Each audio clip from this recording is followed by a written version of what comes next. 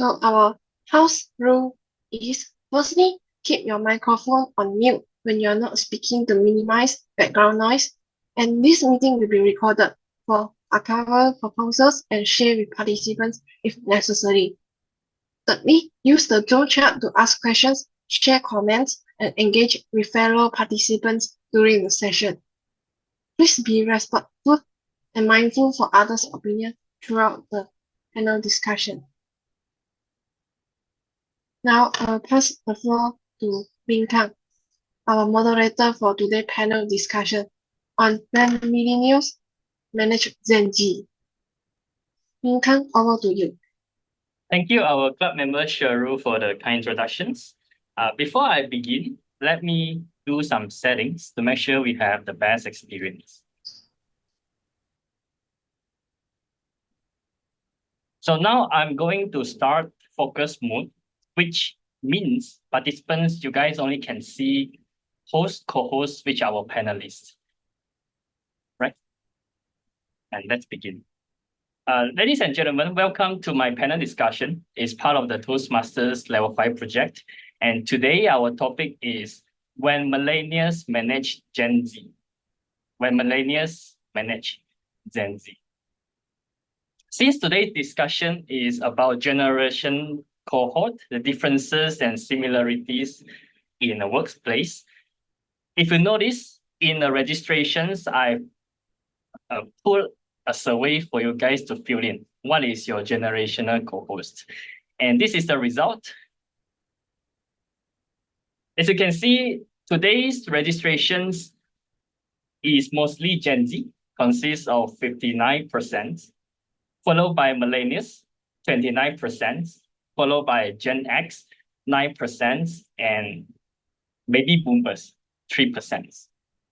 Well, this is not the most accurate measures because of some factors. First, the participants might simply put a different generation cohort, and not everyone who registered is joining today's panel discussions. Right now, we have 26 registered participants. There is 33. So there are about 6 to 7 registered participants who are not joining yet. Okay, let's start with the background.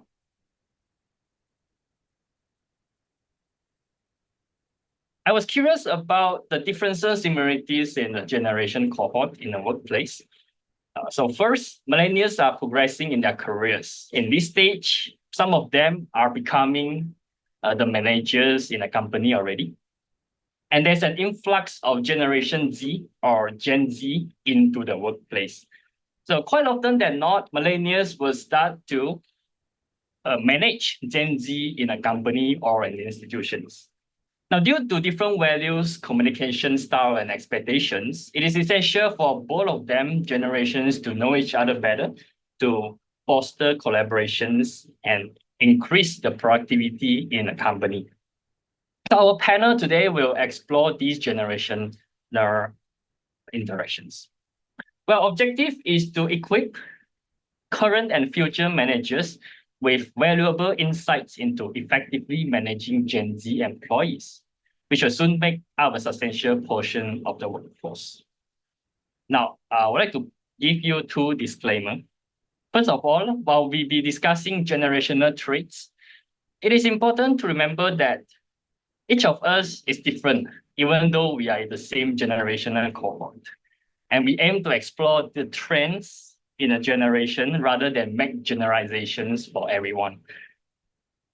One more, the opinions and insights shared by our panelists today merely reflect their personal experiences and perspectives, and they do not necessarily represent the views of these organizations of any of the specific groups they belong to.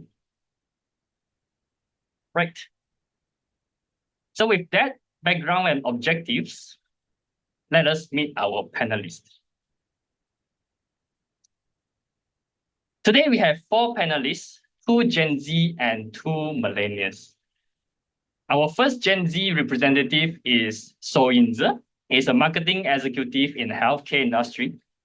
And just baby steps starting a new career, 3 months of working experience and 4 months of internship experience. Our second representative of Gen Z is Helin. Mr. Helin is an IT consultant of a financial institution in Singapore. 1 year of working experience in IT department, and he specializes in converting business requirements into software solutions. Move to our millennials representative, we have Manager John Ng, is a regional instructional designer, recruitment industry in Kuala Lumpur. And also Miss Ernie, is a senior manager of a financial institution in Kuala Lumpur. She has 60 years of experience in financial institution, and she seeks to enhance leadership skills, especially in people management. Now, I just want to take this time to do some ice breaking to ask each of our panelists of what mainly do you do in your daily life in the company? What is your daily job? Let's start with Yin Ze, shall we? All right, hi everyone. So as a marketing executive, there are mainly three things I do. One is creating social media content. So I work with a designer and a videographer on that.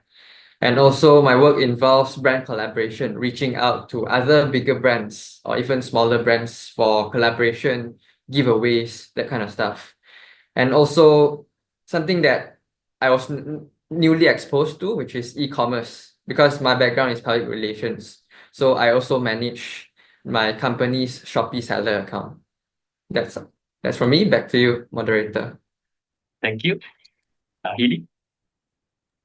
Yeah, as an IT consultant, I mainly work on developing solution based on what the company internal business user requested while maintaining the system fully operational, and there's no downtime. The public are able to access the system. So whenever there's a bug or incidents, I have to resolve it 24/7, but there's a shift. And that's mostly what I do, sitting in front of a laptop and then, yeah, writing code for the software. Thank you. Yeah.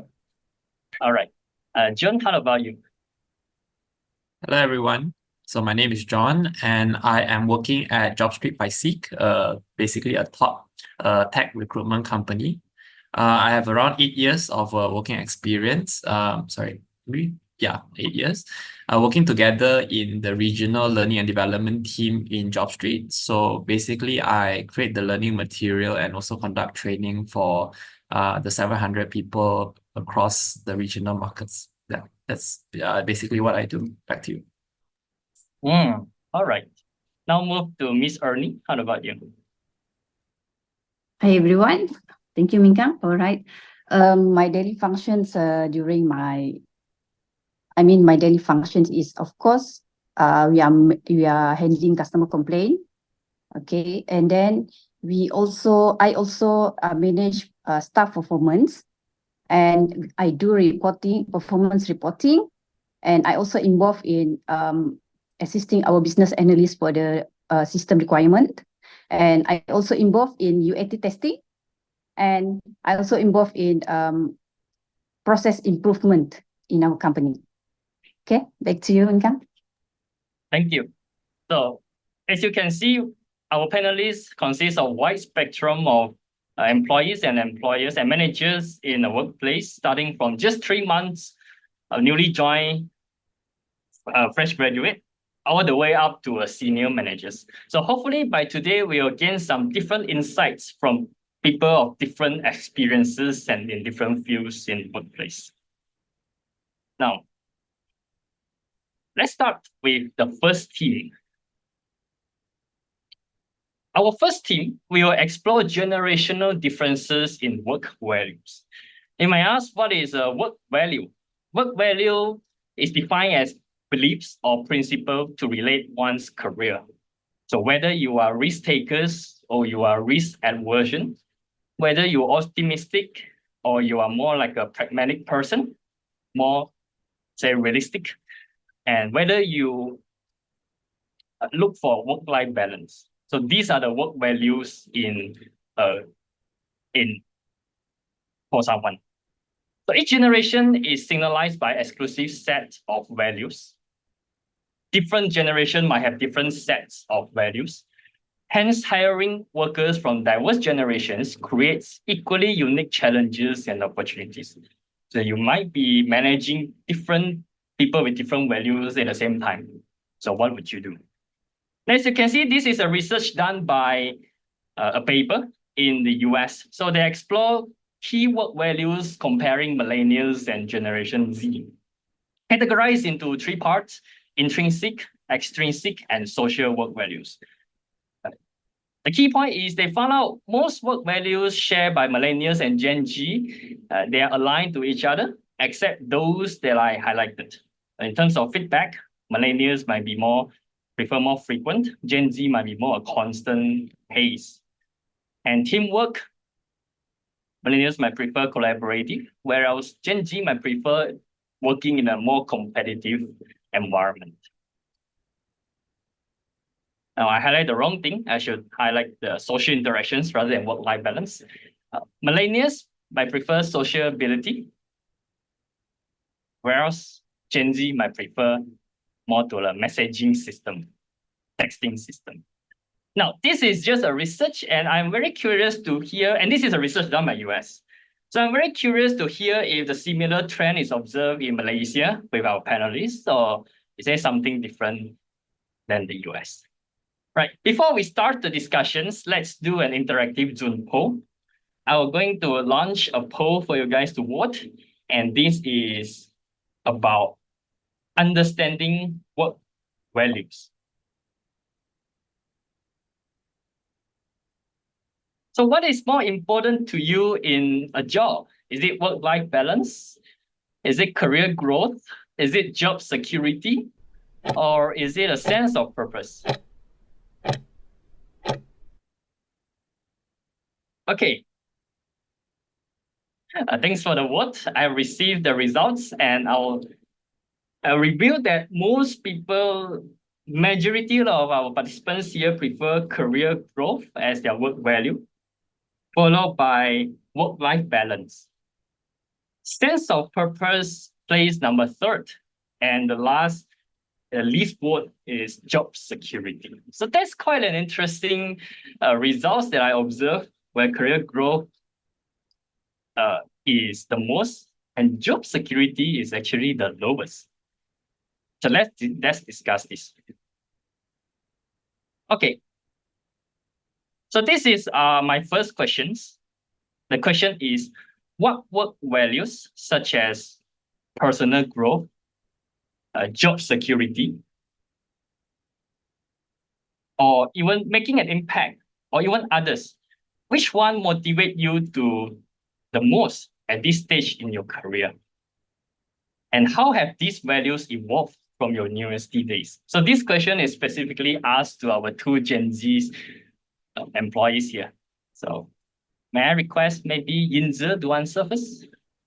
Yeah, I'd say if I were to rank these three values, personal growth, job security, and making an impact, I would also rank personal growth first, because as Gen Z, we lack experience.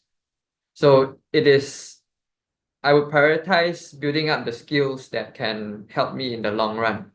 As opposed to job security and making an impact, I think as long as the job can sustain my life, my cost of living, I think that's it's not something that I would put at the top. I would rather be in an environment that can challenge me to grow, as opposed to high pay, but I don't really get to learn anything. So in terms of making an impact, I think it comes along with the skills we learn. When we build up the skills, we are able to accomplish more and provide more value, and in return, we can make a bigger impact. Thank you. Thanks for your input. I'd like to hear from Healy. What's your take on this? Yep. For me, I agree with most of the voters that for me, personal growth is the most important aspect, because I'm only at the first year of my career and there's a long way to go. It's almost important for me to learn the most as I could from manager or from my colleagues, that how to deal with people, be it hard skills or soft skill.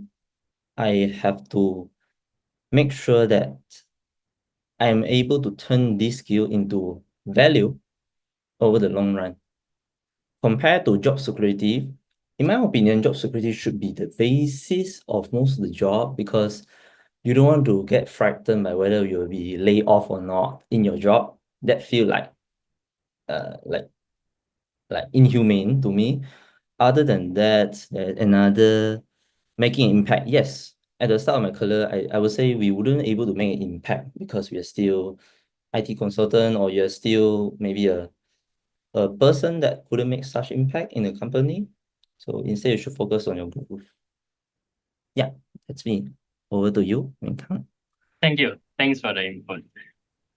Now we listen to work values shared by our Gen Zs panelists.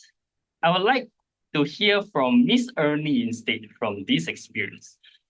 So as a senior managers, probably you manage different types of people. So do you observe that there's a difference in work values among the people that you manage? More specifically, millennials and Gen Z. Is there a difference between their values, such as risk-taking, work-life balance, or even career advancement? And if there's a difference, how do you adapt your management style to address this difference? Yep. Thank you, Minka. Okay. 16 years experience in financial institutions and in managerial roles for about 6 years. Right, I can see that in and out staff in my organization. So there are three things that I observe.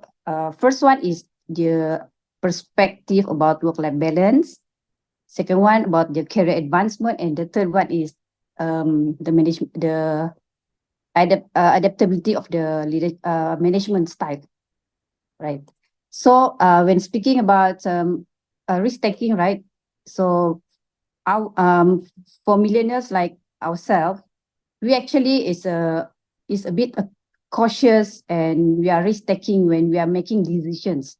We have to make sure that our decision is in a long term, right? So whatever we do, we actually will think in the long term. Okay, but for the Gen Z, right?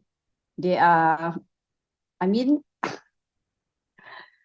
they are more open to taking step bold, I think.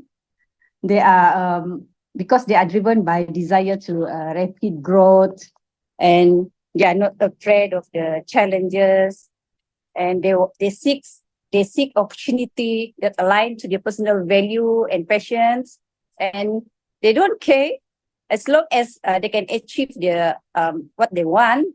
Maybe they want to shift to another industry. It doesn't matter for Gen Z. Okay. So in terms of career advancement, I think both millennial and Gen Z have the same desire. Both actually is looking for the career advancement.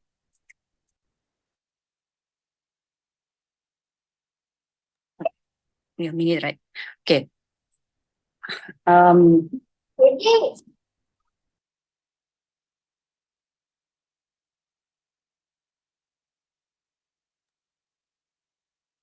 So I think Ernie needs some time. Ernie, are you all good?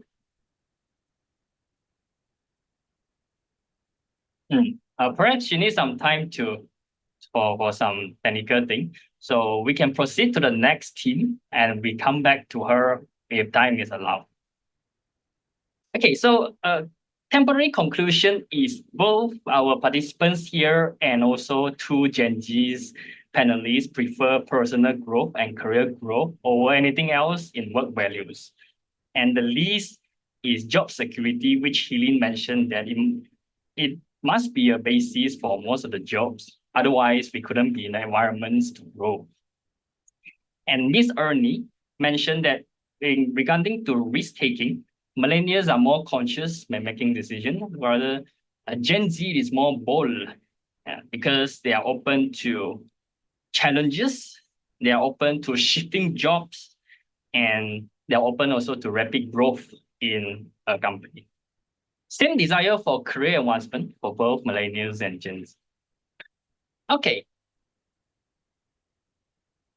Let's move to the second theme. The second theme talks about attitudes and adaptation in the workplace. These are some of the generalized descriptions to Gen Z. You might not agree with this. Gen Z are generally individualistic, competitive. They prefer independent work rather than teamwork. They prefer immediate gratification. They have less attention span. Some people say X second rule and they're gone. And they are easily distracted. It is tempting for a manager to expect Gen Z to adapt to them and to adapt to the old company culture, the existing. And then managers need to also prepare to shift their policies and practices to flex to the interests and demands of the new generations. Because we have no choice but to accept that there's going to be a huge influx of Gen Zs in the next 10 years into a company. Again, let's do an interactive Zoom poll. And in this time, we shall vote on understanding feedback preference. So some people may prefer immediate feedback in a company. Some people might not prefer that because intimidating for them. So what is your preferred frequency to receive feedback from your superiors? Daily, weekly, monthly, or only when it's necessary? Don't give me feedback until it is very, very necessary. Okay. I received some votes from the participants. Weekly scores the best, the most in terms of the feedback frequency. And daily is actually least. Only one person vote for the daily. Only when necessary has the same counts as weekly. So I will conclude that weekly feedback and feedback only when necessary is the preferred choices in terms of our participants here. And daily is the least. So let's move to these questions. And this question is to Yin Ze. Yin Ze, as a newcomer to the workforce, what has been the most unexpected challenge or cultural shift that you face when you are still a baby in a company? And how did you overcome it so far, 3 months? Right. So 3 months plus my internship experience, actually, there's a pattern to the things that I've observed. Is the attention to detail, like the importance of attention to detail. As students, we might not prioritize that too much because sometimes lecturer can turn a blind eye to the quality of our work. So because the lecturer has so many things to mark, so it makes sense for them to do so. But in a company, you don't get let off the hook so easily. So every minor detail, what I've also realized, especially in marketing, where I have to work with designers and videographers, every single thing that changes, everyone will have to change. It's a chain reaction. So from what I'm doing, I need to come up with the copywriting, the words. And if I don't double check them, the really important information, if one thing gets wrong, everyone has to change. So that is something that has been quite challenging for me, as it's a habit that I am learning to build, the habit of double checking and making sure I don't have to come back to clean up all the mess I've made. Yeah. All right, thanks for the input. Attention to details. I'd like to add one thing also that you mentioned about how Gen Zs would want constant feedback. I quite agree with that because of how we're used to instant gratification, and I find myself constantly asking for feedback after I've done something. Like, hey, manager, can you check this? But what happens, what I've noticed is, if we as employees keep going to managers constantly for feedback, it will disrupt their momentum. So instead, it would be better if I spent more time double checking every single thing. before going to them, so that they don't have to go through the same thing twice or maybe thrice. That will save a lot of time from my perspective, and also save a lot of my manager's time. Yeah, Okay. back to you. Thanks. That's a very, very good input. Sometimes it's very hard to strike balance between annoying your manager and also you want to learn, right? If you keep investigating, maybe it's not that fast compared to you just ask the manager. At the same time, you don't want to annoy them. So that's the interesting thing to discuss as well. Next question is to Hilin. Hilin, you've been 1 year in an institution already. So comparing to you just started versus you are now, have your work style changes? Has it evolved? And can you just share a specific instance where you have to change or adapt your work style to fit other people in the company? Yeah, good question. Well, when I first joined my company, what I observed is the challenge for me to get used to the bureaucratic processes that, for example, as an engineer, I have to fix bug. So first you have to give an estimation how long you will need to fix that bug and what do you need. And then you get approval from your supervisor, and then you get approval from supervisor's supervisor. Then you work on it. And while you're working on it, maybe you need to come back again, estimate again, because you might found new things. So a lot of processes involved when you're just trying to fix something or write some code. I think that apply the same to the other engineer, maybe electrical engineer. And what I have changed over the year is that I would question those processes to my manager to understand the necessity of those document, those approval, whether they are necessary. And I'm lucky that to have a manager who would think together and then to explain openly to me so that I understand, okay, this is necessary, so that we have a good gauge on how long you have done, how long you have spent on this task, or that may help me to manage the resources in the team. At least that's what my manager explained to me when I question about the processes.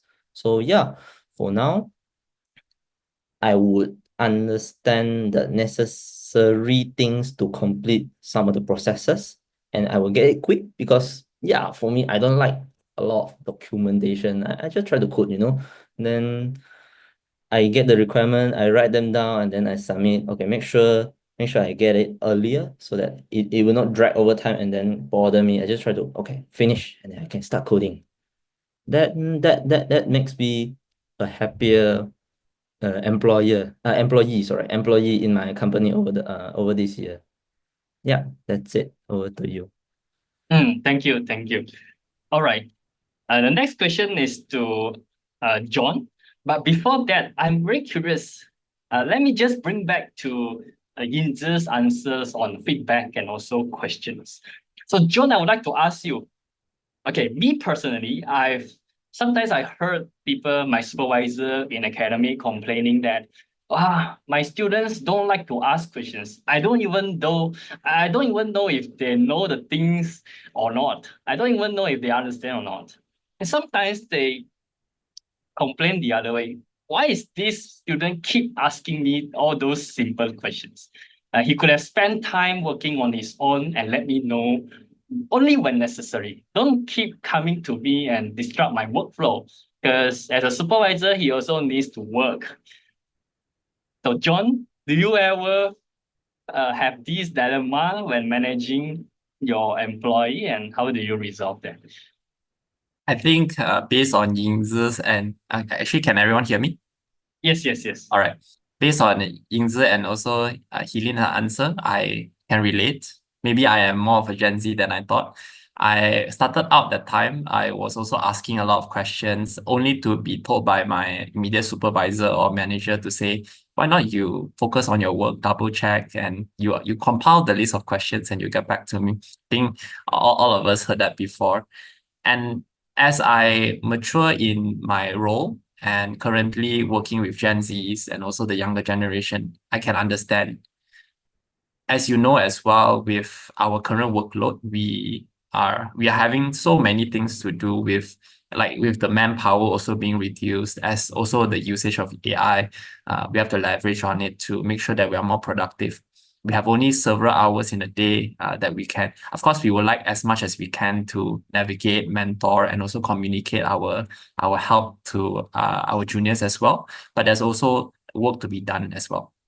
So to answer your question, I do empathize that we have sometimes be hypocritical, like sometimes saying that, oh, why don't they ask more questions? I am happy to answer. But at the same time, we also said the reverse as well and say, oh, how come they're asking these basic questions? Or how come they can't think first? I do understand the frustration. It's just how we are at times. I think depending if you, I think what I can give as an advice is to seek out a good time.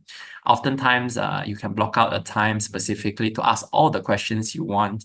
And I think that would be a good compromise that both sides can agree to help each other. At the same time, don't like just like one question and then for 15 minutes later another question and then 15 minutes another question, then yeah, that sort of disrupt the flow. I hope that answers your question, Ming. Yes, thank you. That's a good tip from you, from John. And block out a time and gather all the questions you want to ask, and then ask all in a go. And do this again, maybe next 2 days, next 3 days. Don't keep asking every 15 minutes. That will be quite annoying to the manager. So to add on to your questions, right, we are looking at these differences observed in Gen Z in approaching tasks and collaborations. So other than feedback and also question or asking questions to manager, do you observe any other striking differences that you have to, let me sit back and really think about that? Yeah.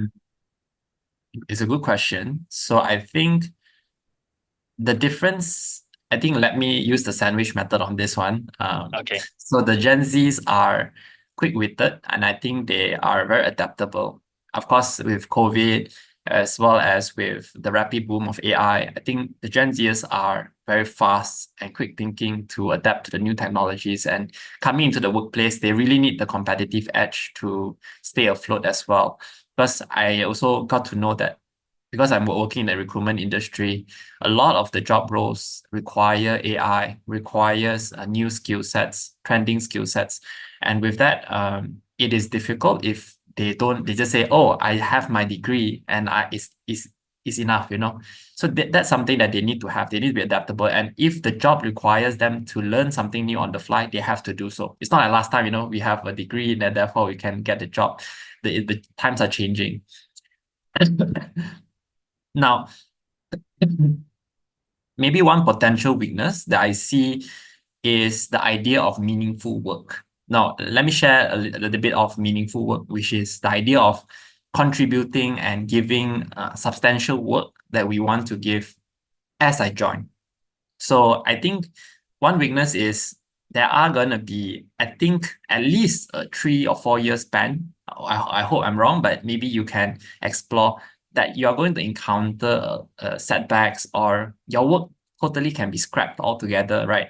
There is going to be this moment of challenge for you to learn and to adapt and to really find out what your company is looking for and also what they're valuing as well. So as you learn and you grow, that is the phase that I implore the Gen Zers to be resilient. Don't take it personally. Like whatever that they are saying to you is only for your own growth and it's also for your future. I got one mentor that always tell to me, even if you don't do a good job, even though you are scolded, remember that you take away this skill to a next company, it is yours forever. So always remember that each day is a learning journey, and the things that you are learning is another day that you can carry yourself to the next job. It's no longer like, you know, you're going to learn something forever. You can't think. You're always going to be developing and growing. All right. So yeah, I hope that answers the question. Thank you. Thank you for sharing the strengths and weaknesses of Gen Z in workplace. I agree with the weakness. Sometimes we are a bit impatient. You want to be very meaningful. In just starting work, I wish to be the hero in a company already. So that's a mindset that is encouraged to be change a little bit so that you are pace yourself more time and look for long-term rewards rather than instant gratification, as Yin Ze saying. Thank you, our panelists, for the input. Let's jump straight into our third theme, which is leadership style. Not normal leadership style, is more to managerial leadership style. So it is generally assumed that Gen Z subordinates want a positive, communicative leader who provides mentorship and other development opportunities for ambitious team members. It is important to align the leadership style preferences of the millennial superior and the Gen Z subordinate. However, as Gen Z progress in workplace, their expectations to the managers might evolve, will change along the road, along the period. So again, we will start with an interactive Zoom poll to understand manager support. So this is a quick one. Do you think managers should change their approach when supporting employees with more experience? Yes, if I'm an employee, I will prefer more autonomy because I'm already more experienced. Or no, I still need constant support from my employee, from my manager. Otherwise, I feel left out, for example. We have results. Majority vote for yes, more autonomy is better to be given to me. And there are still some votes on the other part, and they prefer consistent support. So we have results from both answers. Now, the majority vote for more autonomy, but of course, we have also participants that vote for the consistent support. Okay, so speaking of leadership style, this question is to Yin Ze. As you're just beginning your career, what traits do you most value in a manager? Or what traits that you hope your manager is having and maybe he is not having it right now? And how does their leadership style affect your job satisfaction? Okay. Well, I'm lucky enough to have a manager that works well. Like I work quite well with my manager, and the value, the trait that I think my manager has, which I value as well, which is patience. Because starting out, I have little experience. I have little understanding of what is required, what are the industry standards. So having someone who can patiently guide you and answer your questions helps a lot. Because if I meet a manager that's really impatient and just wants me to figure it out by myself, I think it will be really hard for me.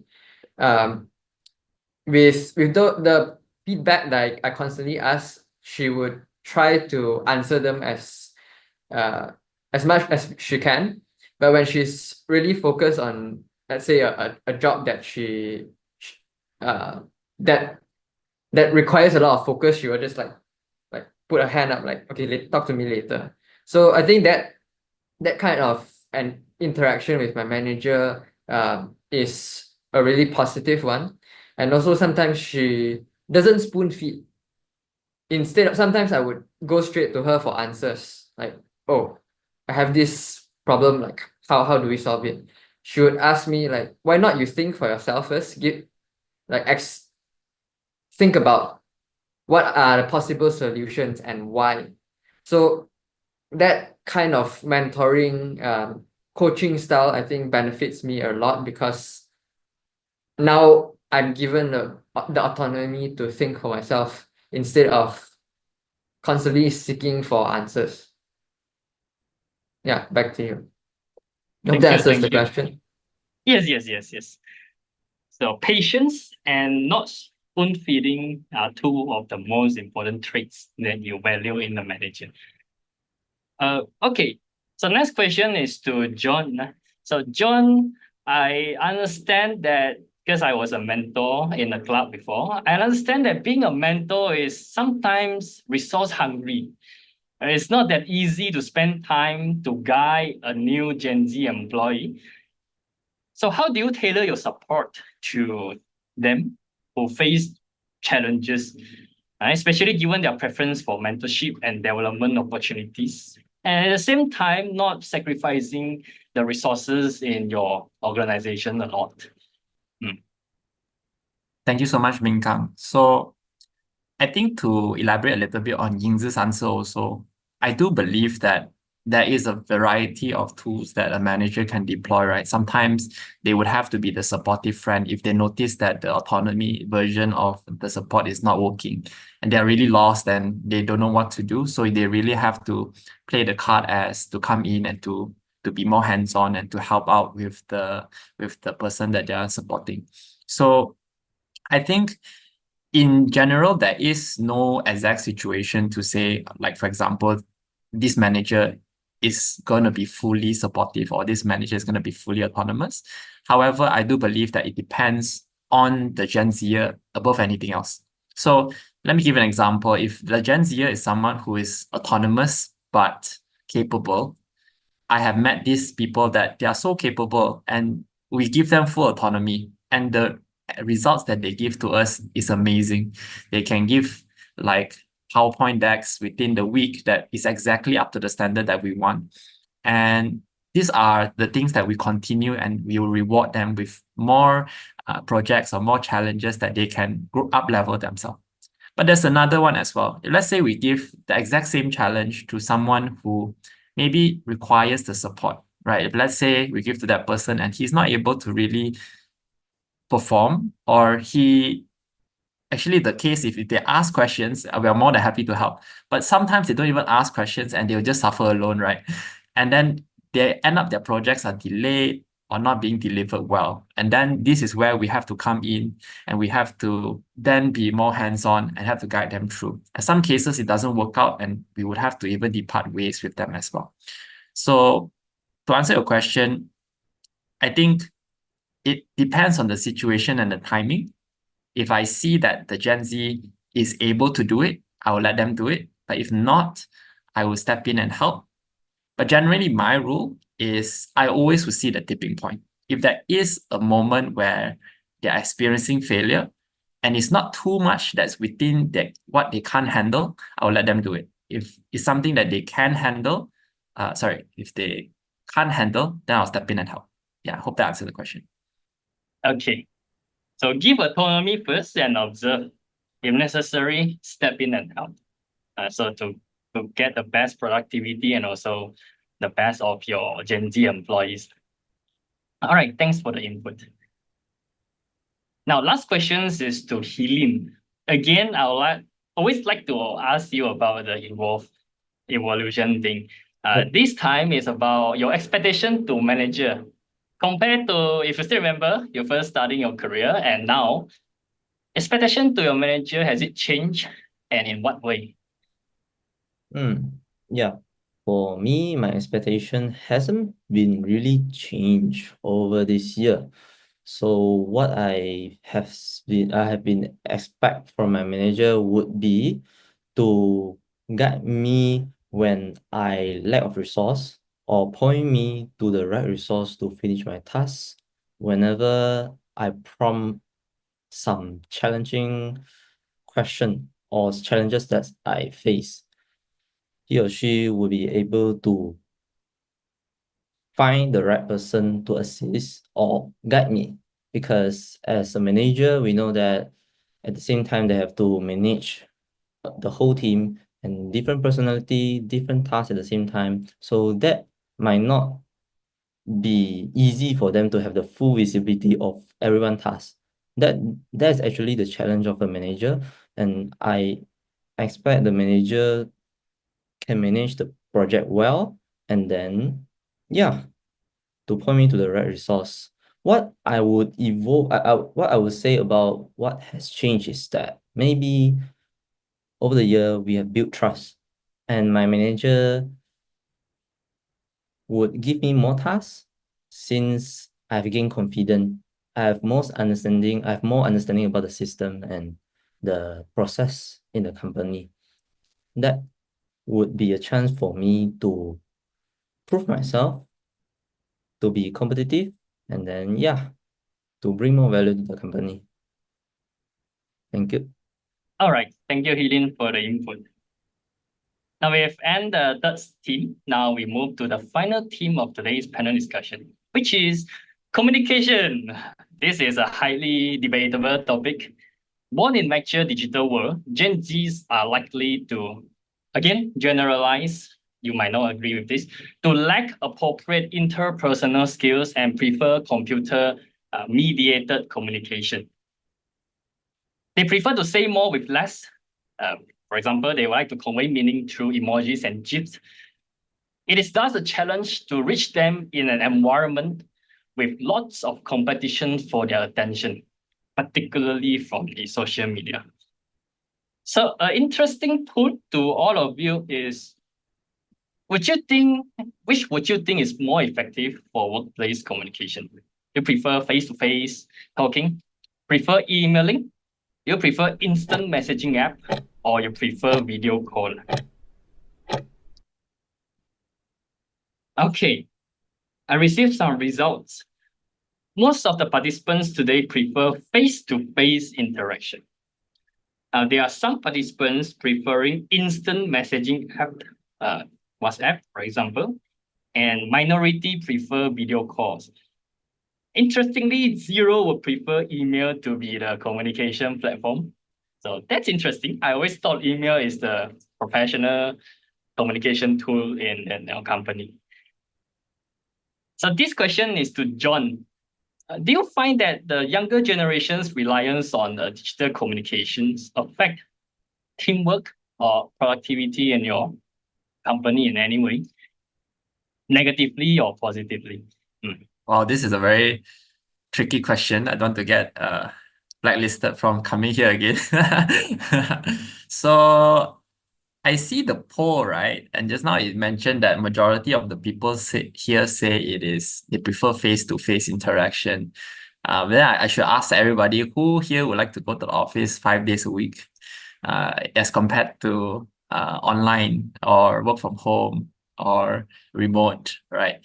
So I think there is some sort of effectiveness versus our preference as well. We all prefer of course, the convenience of it. And of course, I think the Gen Z are born in the era of convenience. I think there was, like, for example, Millennials, there was a period where we don't have it. And then after we transitioned to having technology, and now, of course, it's our bread and butter. But for Gen Z, they have it all their life. Even from school all the way until now, they have internet, they have technology, they have even now AI. And even I have a little brother who is using ChatGPT for his secondary school work, I'm telling you. So is it affecting them? I would say it depends on the upbringing. If they are someone who is disciplined, they are someone who can differentiate between information and, of course, know how to use it effectively, then it is a superpower to have, and a superpower that we as a millennial didn't have growing up.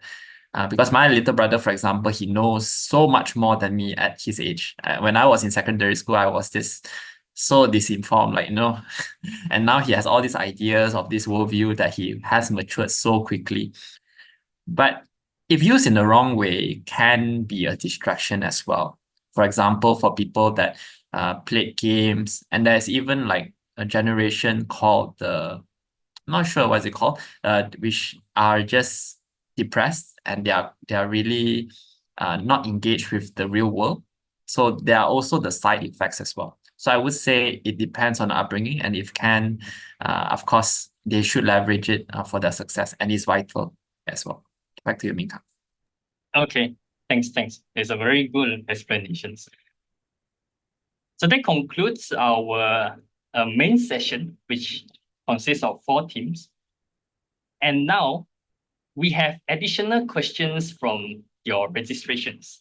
So we have selected 4 questions actually, and to answer. All of the questions will be answered in the report later on, but due to the time constraints, we would like to pick question number 3, which is quite interesting. Now, question number 3, this is suitable for John, I suppose. The question is that millennials and Gen Zs have different views on flexibility. I mean, both wants flexibility, but Gen Z often expecting more freedom than millennials and how, when, and where they work. So how can managers balance these expectations while ensuring productivity and accountability? And what strategies can help align both generations' needs? I know it seems very hard to take care of both at the same time, but what is your take on this? Thank you so much for that question. And wow, I have to digest a little bit. So different views on workplace flexibility. And okay, so I'm working in the recruitment industry, as I mentioned. So there is a shift ever since COVID. There's an increase in people demanding for in higher levels of flexibility as compared to previously. So now it reached to a point where, of course, compensation and benefits are the highest, which is our salary. But following very closely behind is flexibility. And flexibility is not just in terms of flexible working hours. It is also maybe in terms of remote working or hybrid working. There are many, many flexibilities. Some even offer daycare for their children as also a flexibility as well, so that they can have some sort of free time. So there are many, many types of flexibility. Now, if Gen Zers expect more freedom, then there is no problem from the company. And I think the company has the right as well to expect the same level of quality as they would from the Gen Z. Now, if there is a discrepancy, if let's say, for example, they promise that they'll deliver this report by, let's say, Friday, but at the end of the Friday, they're not able to deliver that report, then there should be repercussion. So it doesn't matter what is the time or the mode or whether they're at the office, but the work must be done, right? However, when this doesn't happen and the trust dissolves, and I'll give you a real example. I'm going to say which company, but there is a company that used to have full remote, or they can work from home any time of the week. As long as they want to go to office, they can go as well. But what happened was they found out that there was this person that didn't go to office, didn't do their work, and was actually doing another job, which means that they're actually full-time creating their own business on the side. He got fired immediately. And ever since then, the company is installed some sort of monitoring software in everybody's laptop, ensuring that they are actually on their laptop throughout the entire working hour. So it just give you some context, right? So if you want to have trust, you must also provide the trust as well. So the flexibility must go both ways, in a sense. All right, back to you, Ming. I hope that answers your question. Yes. So quite interesting. Yeah, I know that happens quite a lot, that people build side hustles when doing the main job, and sometimes expose that and spending too much time on side hustle until their main job is affected. But I understand the needs of doing side hustle as well, as sometimes people are ambitious that they wanna do more in less time. So back to the impatient discussion, that I think you can be impatient, but know your capability and know your limits before you decided to do something. Okay. So unfortunately, due to time limits, there's a question in chat though. We'll try to answer in the report. But now I would like to end today's sessions with first feedback. So give me a moment. Let me just launch the feedback form.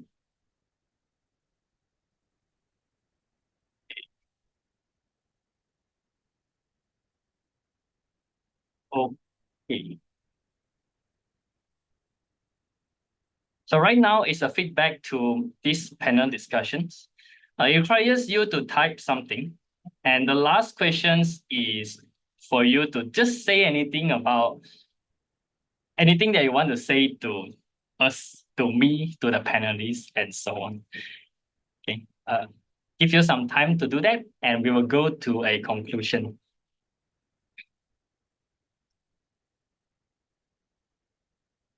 So let me know if you couldn't submit the feedback form. This is the first time I use it, but I think it should work.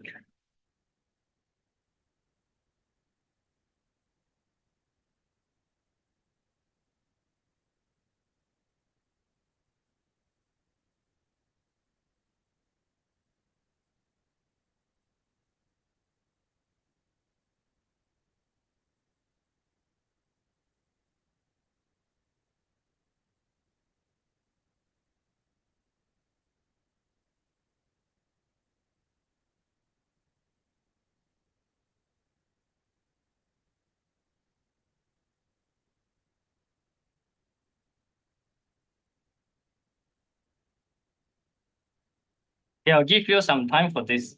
I'll give you like 2 minutes.